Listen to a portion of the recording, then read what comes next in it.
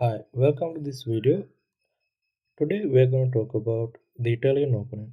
Italian opening begins after the move e4, e5, and after knight f3. Black has many ways of defending here. For example, if we plays pawn to d6, we can play pawn to d4. If we plays knight to f6, we can take this e5 pawn. But if we plays knight to c6, we can play the Italian with bishop to c4. This is the starting portion of the Italian, and black has many ways to reply. For example, he can play bishop to c5, which we will cover in great detail in another video, where we are going to play pawn to c3, and after knight f6, which is kind of attacking this e5 pawn, we are going to play pawn to d4, and this will lead to a great attacking positions against the black king. For example, if e take d4, we can attack this knight with pawn to e5, and this is a very aggressive setup where I'm going to give you some secret in the next video. So the other move black can play is knight to f6. Here we are going to attack this f7 pawn with knight to g5. So our knight and bishop are both attacking this square, so black has to defend it. The only way black can defend this f7 pawn is to play pawn to d5. Here we are going to take this pawn with our pawn, and black can play knight a5, maybe knight d5, and there goes on, which we will be covering in another video. But for your information, if knight take d5, we can sacrifice our knight and play queen f3 with a great attacking position. Okay, so after bishop c4, what about other moves? For example, pawn to h6, which we are going to cover in this video, as well as g6, knight ge7, and bishop e7, all the sidelines. So after the move h6, black is sort of neglecting the center, so we are going to attack the center with pawn to d4. Black will most of the time capture our pawn, and then we are going to take it back with knight take d4. If black takes our knight, we can take it back with the queen, and after a move like pawn to d6, we need to develop more pieces because black haven't developed any pieces yet. So we are going to play knight to c3. If he prepares his castle in with knight f6 and bishop e7, we are going to prepare our queenside castle after the move bishop f4. After bishop e7, we can castle queenside and black will castle kingside. Here we have the h4 move with a great kingside attack against the black king, and most of the time black will fail to defend. Okay, so what about pawn to g6? This move too neglect the center. So we are going to grab the center with pawn to d4. After e take d4, we are going to take back the pawn with knight take d4. But this time, black can play bishop to g7 without taking the knight on d4. Here we are going to double his pawn with knight take c6, and he has to take with the b pawn, because if we take with the d pawn, then we can play bishop take f7 and win a pawn, because the king can't take this bishop, then he will lose the queen. So he has to play king to e7. Then we can exchange the queens and play bishop g5 with a pawn up position against the black pieces, which will be great and which is actually winning. So after knight takes c6, he has to play b takes c6 in order to prevent losing a pawn. Then we can castle our king into the safety with kingside castle. He can't play knight f6 because of the move e5, so he will be playing knight e7 to prepare his castling of the king. Then we can defend our pawn with knight c3, and of course he can't take this knight to double our pawns, because then his king side will be very weak, especially the squares h6 and f6. So he has to castle. Then we can pin the c7 knight with the move bishop g5. If he attacks our bishop, we can play bishop e3 with 3 well developed pieces and a good attack against the black king, which will lead to a winning position soon. Okay, So after bishop c4, what about knight g e7? This actually controls the center d5 square. But the problem with that move is the bishop on f8 is kind of stuck. So again, we are going to struck the center with pawn to d4.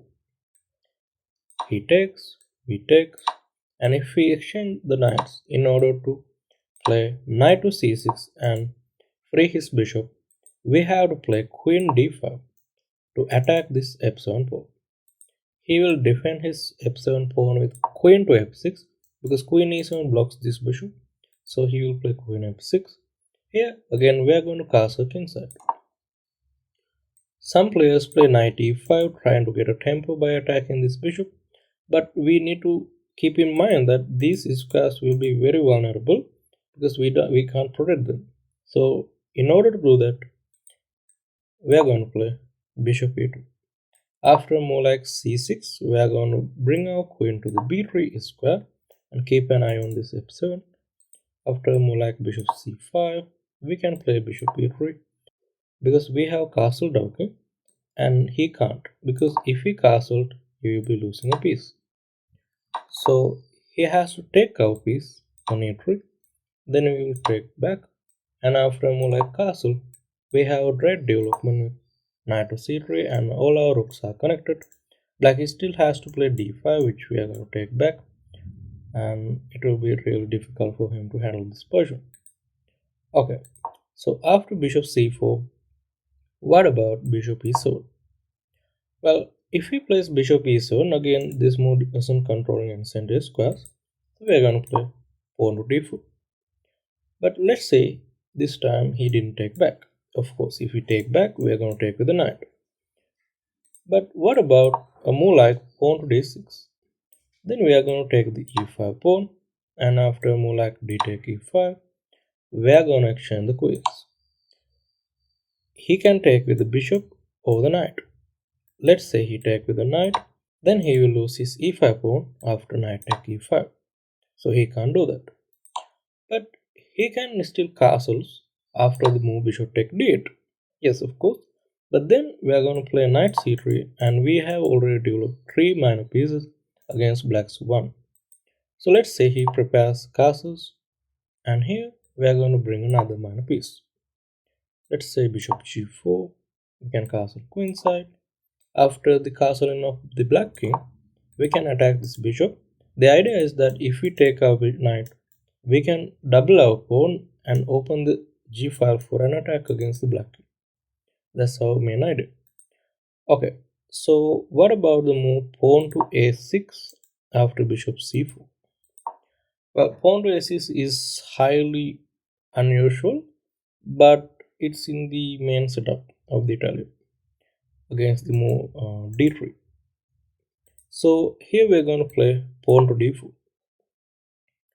After e take d4, again we are going to take back with the knight, and after d6, which is preparing knight to f6 to stop this e5 advance, here we are going to play knight c3 in order to protect our pawn.